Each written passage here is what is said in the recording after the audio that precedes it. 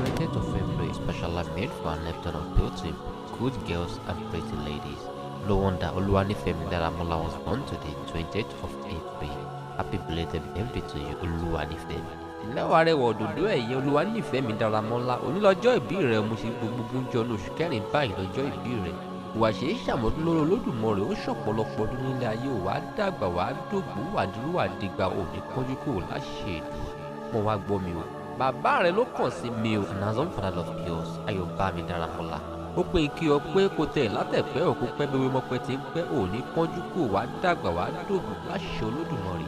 Ǹlẹ́ Olúwanifẹ́mi ọmọ lọ́jọ́ ìbí òní ṣe bí Ìjẹ̀ṣà lu bàbá tó bí ọlọ́mọ. Ǹlẹ́ ọmọ Ìjẹ̀ṣà òṣèré onílẹ̀ obì ẹlẹ́ni àtẹ ẹ̀ka ẹ̀lọ́mẹlẹ́ni ẹ̀wẹ̀lẹ̀.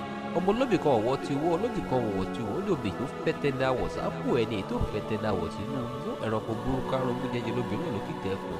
Ìjẹ̀ṣà mọ́dù akọ̀nàdà wọn fẹ́ràn ká bí yán àmọ́ bí ọba ní kó bí èkùrọ́ ẹjọ́ bá ń fún Ìjẹ̀ṣà jẹ́ ọ̀bẹ́ náà kì í lè bá tó bí ọlọ́mọ. Olúwanifẹ́mi wá gbọ́ òtún ṣọdún yìí báyìí wàá ṣọ̀pọ̀lọpọ̀ lókè ìpè wà nífẹ̀ẹ́ iṣẹ́ àṣemọ láṣẹ Olódùmarè. Mo gbọ́ òdòdó ẹ̀yẹ ló jẹ́ òní wọ̀sán ló jẹ́ àwọn òbí rẹ̀ o. Àsìkò tó wá ṣọjọ́ ìbí rẹ̀ yóò sàn òbí rẹ̀ sówó yóò sàn wọ́n sọ́lá yóò sàn wọ́n sáà fún baálé ọ̀rọ̀ àwọn àgbà bọ̀. Wọ́n pọ́n owó ìkú lójú ọwọ́ bàbá rẹ̀ ò ní mọ sàárè rẹ̀ ò ìyá rẹ̀ sì ní fọwọ́ gbé ọ̀sùn. Ìwòye ọdún tó ń bọ̀ ìgbéga tó ju ìgbéga lọ ọlá tó ju ọlá lọ ìtẹ̀síwájú tó ju ìtẹ̀síwájú lọ yóò kàn yóò sì kà àwọn òbí rẹ̀ bó tilẹ̀ fún ọ.